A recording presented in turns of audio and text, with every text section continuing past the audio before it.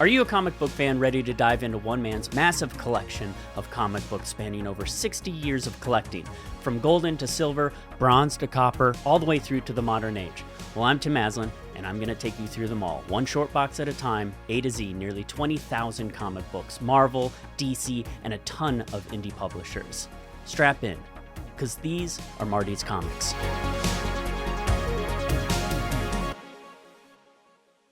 All right, welcome. Here we are, episode 1. Let me give you a brief overview of who Marty was. Marty was a comic book collector, collected from early childhood all the way up to probably the mid 2000s or so.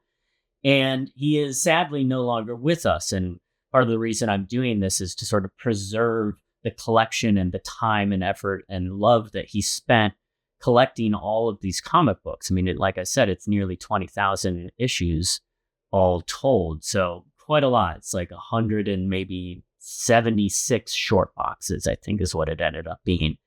And over like past couple of years, I spent a lot of time organizing it, bagging and boarding, indexing, doing all of that. And I figured at this point, it kind of would be a nice thing to pay a little bit of tribute to all of the collecting that he did over his lifetime. So I think it makes sense to start with by title. We're going to do the Avengers first. Figured made the most sense. There are, I believe, 4 boxes of Avengers books. Pretty big run. And starting off quite old. He didn't have like Avengers number 1.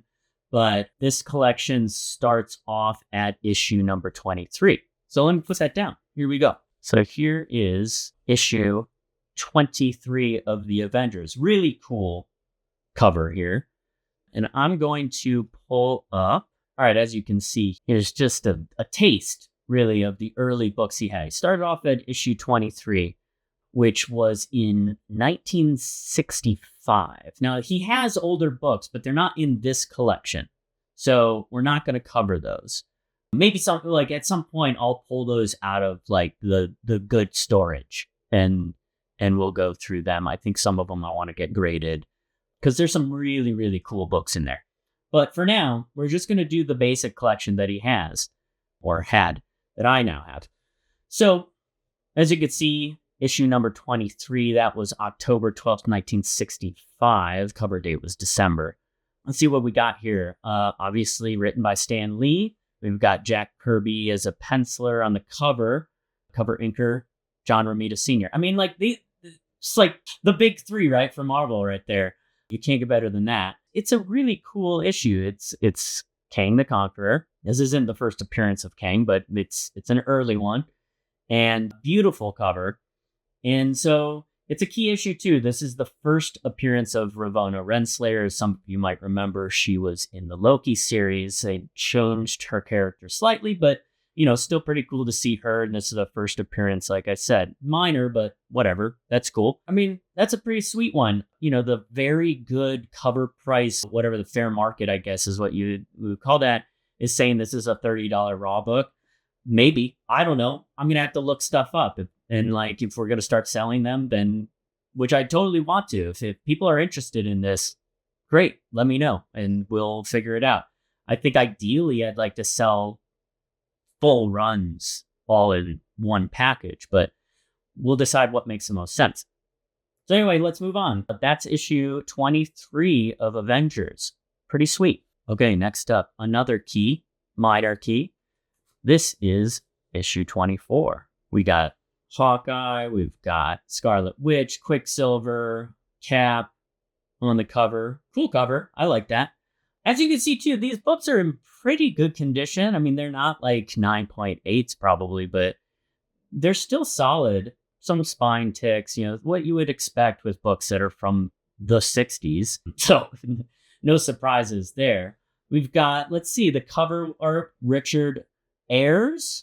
Jack and Stan, as usual. Penciler was Don Heck. Inker was, again, Richard Ayers. Colors, Stan Goldberg. Letter, Artie Simic. Is that what that is? And, and the usual, Stan Lee and Stan Lee doing the editing and editor-in-chief. So this is a cool one too. This is a minor key following the last issue. Obviously, it's a minor key because it's the second appearance of Ravonna Renslayer. Or Ravonna? Wait, I thought it was Ravonna. Is it not Ravonna? It's Ravonna? Oh, man. How embarrassing for me. Here we go. I'm going to look.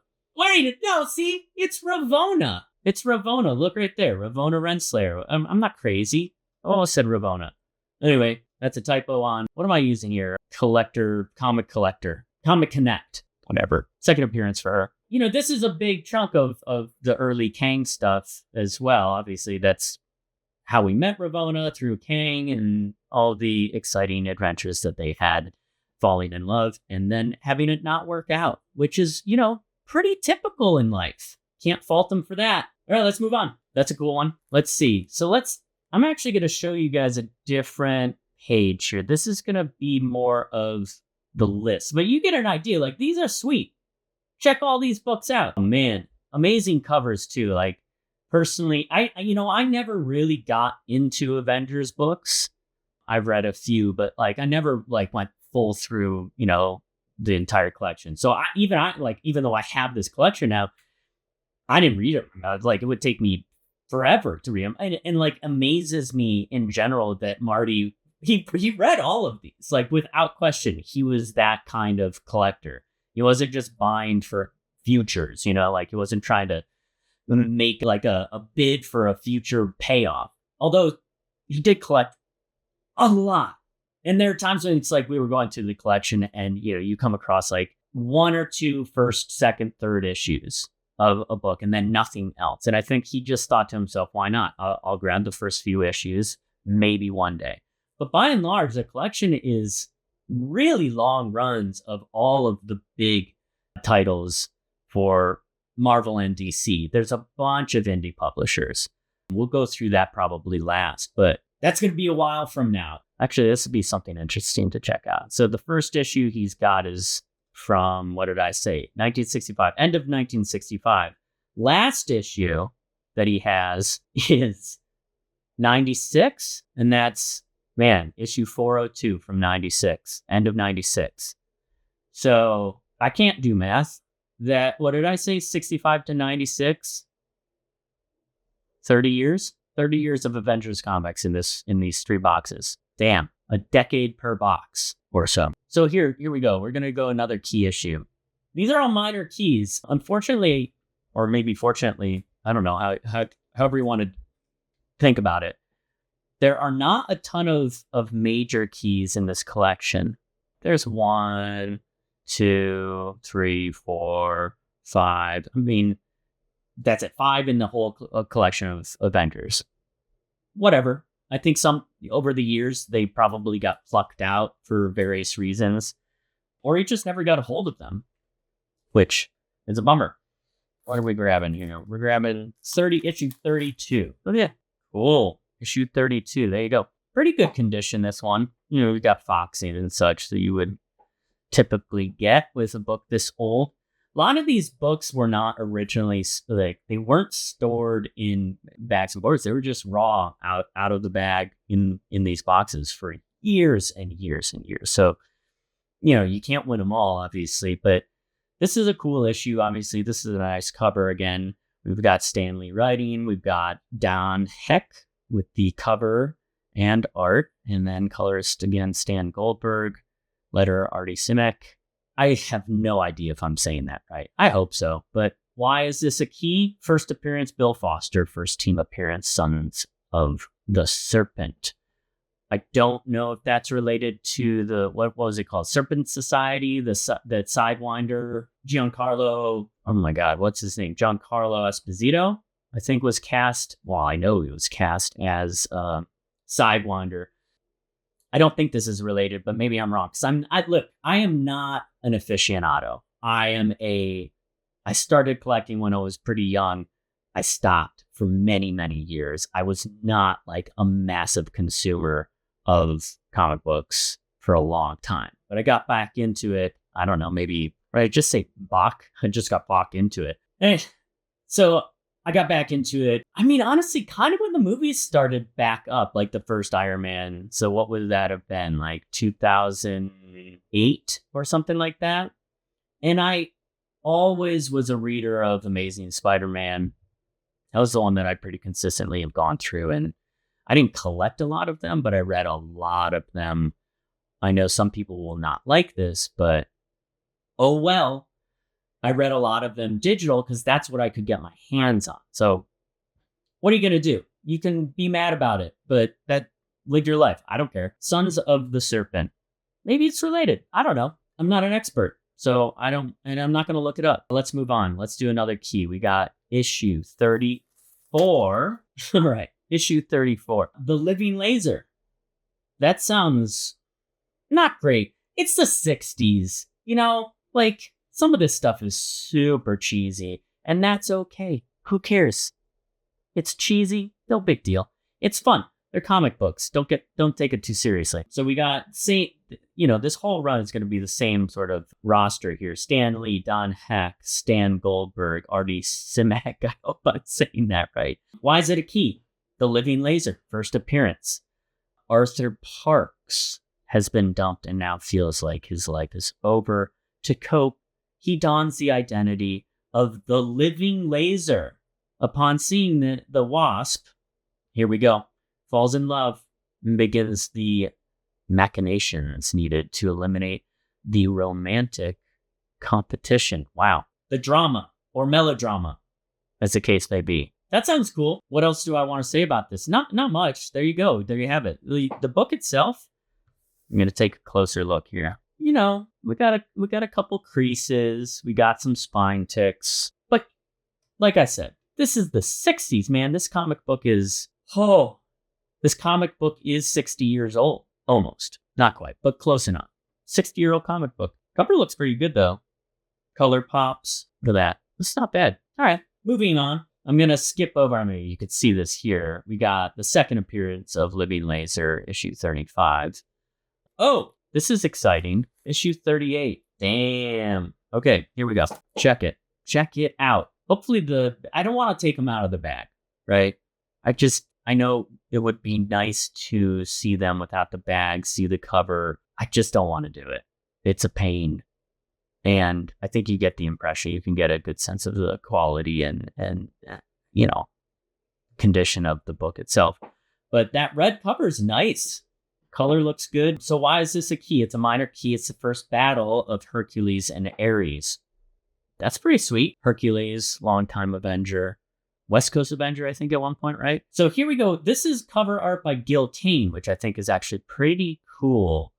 Then you've got, let's see, inker is George Roussos. And then, again, Artie Simek and Don Heck. And this one's written by Roy Thomas. So what's the big deal with this one? Avengers have been discussing the possible admission of the Black Widow to their ranks. When they are interrupted, the Enchantress has enthralled Hercules, shocking, and uses him as her latest pawn in her bid for revenge. The team is forced to pool, thought that said poof, their talents to withstand the attack, which will be difficult after the schism caused by the Black Widow debate. Wow. They really didn't know. Caused a schism in the team about whether or not to let the Black Widow in. I guess that tracks. She was a little devious, if you will, so I get it. Maybe not the most trustworthy person at this point or ever. I was just reading, what was I reading recently? Something that had her in it. Same deal. Even this is a modern book too, so like same thing. She's always sneaking around, doing something deceptive. In our midst, an immortal. That's what that one's called. Issue number 38. Get into it. Next. Oh, all right. This is pretty sweet. I know why this is special. You can see it, obviously, right there. This is issue 43, minor key, but we got Red Guardian. First appearance of Red Guardian. This is issue 43. It's a minor, but, that's still cool. I like this cover. The floating heads is good. That's nice. I like that. For comparison here, you can pull this up. Red Guardian. Yeah, it looks good. I mean, I'm shooting this a little bit in shadow, but let's see. No, you can tell. It's fine. So here we go. Roy Thomas was the writer on this one. And then the huge Jerry Feldman, he was a letterer. Good for you, Jerry.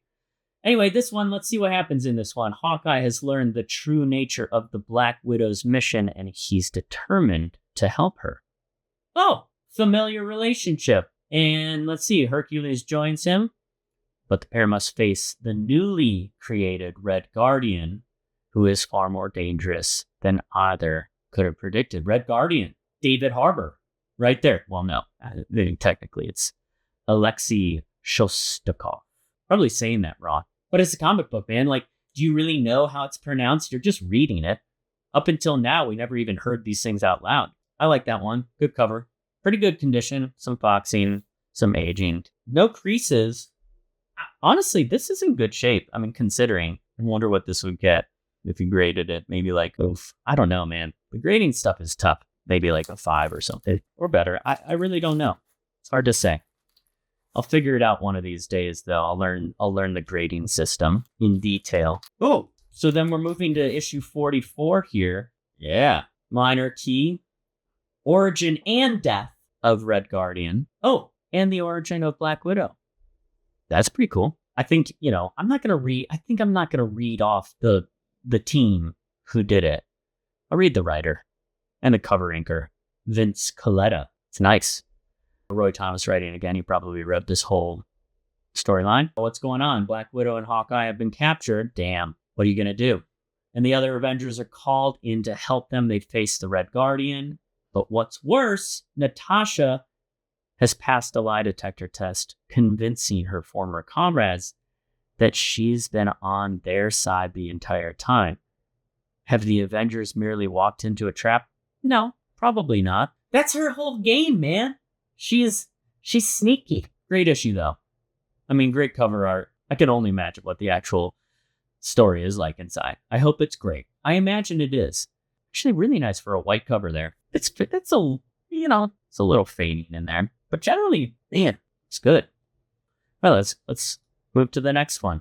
Wow, got a lot in a row here. Story event. Hercules joins the Avengers. We've got issue number 45. Blitzkrieg in Central Park. That's cool. Very cool cover. So it's a key because of Hercules joining in. They said yes. Good move.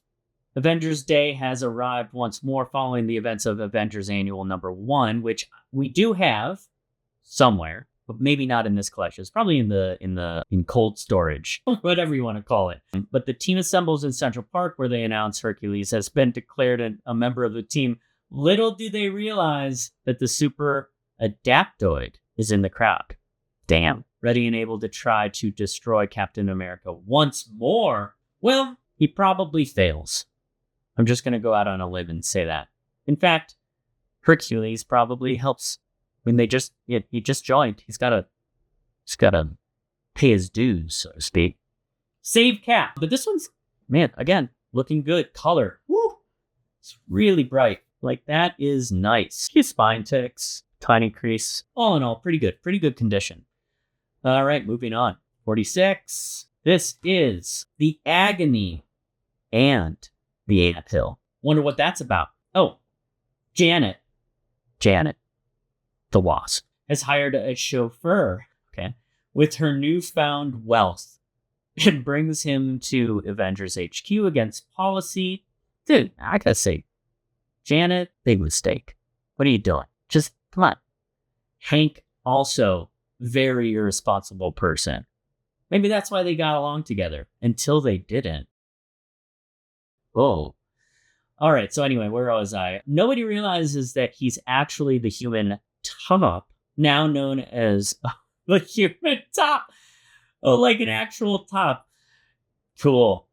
Now known as Whirlwind, and he's conceived a remarkable plan of attack to gain revenge on Goliath. Fair enough. It was the 60s. Let's leave it at that. First appearance, though, of Whirlwind, even though he's actually the human top. Don't ask. This is Roy Thomas again. We got John Buscema. I've heard that name. And so on. The crew. All right. That's a good one. Lot of wear on this one. Sadly. So here you go. Quicksilver over here in green, not as usual bright baby blue. Here we go. This is a minor key. Mine is the power. So we got Hercules is in Olympus. Bummer. He just got out of the team. Come on, man. Where he learns that Typhon is responsible for the disappearance of its people. Meanwhile, the remaining Avengers search for Quicksilver and the Scarlet Witch, little suspecting that Magneto is at the United Nations. Man, he loves it there. Ready to manipulate events to bring the pair back into the fold of the Brotherhood of Evil Mutants. All right, that sounds pretty cool. I like these black covers a lot. Like, that's cool. All the colors are popping. That's a good book. I would buy this if I was trying to find it and I found it. I'd be psyched. I'd buy that. Let's see. So it's a minor key, we said, because of the first appearance of Typhon. Who knows? All right. Issue 50. Some more Hercules action. To Tame a Titan. That's what it's called. First cameo appearance of Apollo in Marvel continuity. Hank, Clint, and Janet track down Hercules by his homing beam. You know, I used to think it was honing because you hone in on something, but you don't hone in on something, you hone on it, which, I don't know. I was really disappointed in myself when I figured that out, that I just was saying it wrong my entire life. Yeah, they find him battling Typhon, that's Hercules, and they help him with arrest it. Oh, how nice. But it is Hercules that ends the battle. Still, the end of such a battle is not the kind of thing that leaves a hero unchanged. we know what that... I don't know what that means. But we still got the same crew of creators here. Roy Thomas, John Buscema, Sam Rosen is the letterer, and good old Stan. This one looks interesting. Good shape, white cover. We got foxing on the top. No big surprise there. Not a lot of spine ticks, though, which is nice. Just a couple. Next. Oh, yellow cover. We're jumping from 50 to 52. I guess 51. Who cares? So, what did I say? Yeah. Wait a minute. Did I skip there? Oh, I see. All right. Look at that. That's a beauty. Yellow cover. Oh, it's really good. Damn. So why is this important? Or minorly important? This is the first appearance of Grim Reaper. Black Panther joins the Avengers. That's exciting. Look at that. There he is, right there. Leaping. This one's called Death Calls for the Arch Heroes. Black Panther arrives at Avengers headquarters only to find Goliath, Hawkeye, and the Wasp lying dead on the floor. Whoa! Jasper Sitwell arrives shortly afterwards and holds T'Challa as the prime suspect. Oh, this sounds kind of familiar, you know what I'm saying? I think they might have borrowed a little bit of this for, what was that, Civil War. T'Challa must escape custody and track down the real killer to clear his name, and he finds even more surprises in the process. Yeah, man. The movies are cool. They're taking, they're not doing a one-to-one of, a storyline, but they knew their stuff. They're taking some true source material and getting it in there. Same crew on the creative here. As we've seen, that's probably going to be the case for a while. But that's a nice one. Yellow cover looks great. I mean, there's like no spine ticks on this thing. Corners are in pretty good shape. That's a nice book. Where are we off to here? We are at 53. So I don't know about these minor keys that are story events. I guess that's cool. Obviously, the last one was a story event with Black Panther, but it also had a first appearance. So this is just a story event, but kind of an important one, right? First X-Men crossover with the Avengers. And it's, OG X-Men, obviously, which I just started reading, which is interesting to get through. I mean, I started at the beginning. I went back and I'm reading X-Men #1. And yeah, it's corny, but it's cool. It's endearing. This one is called In Battle Joined. The Avengers have been contracted by Angel, Warren Worthington, and follow his lead to Magneto's island. They find a bug on the Angel indicating that he really works with Magneto. Oh boy. When they arrive at the island, they are ready to view the X-Men as enemies rather than allies. Hey, look, I mean, we know we're going to get something like this in the movies at some point, probably sooner rather than later. So it'll be curious to see if this book ends up being, one that people seek out more. In very good condition. Cover price is saying that it's about $40 raw. I don't know. Slab, maybe it's worth a bunch. This copy is nice. Look, and I'm going to say that over and over again, because Marty, I think his habit was buy the book, read the book, put it in a box, never touch it again. So until we took these out, these were sitting in a box in storage for 60 years, which is wild to think about. So these have been touched effectively 3 times. The shop, Marty, and us. And we're just bagging and boarding, right? We're being careful and all that. So this thing's in nice condition.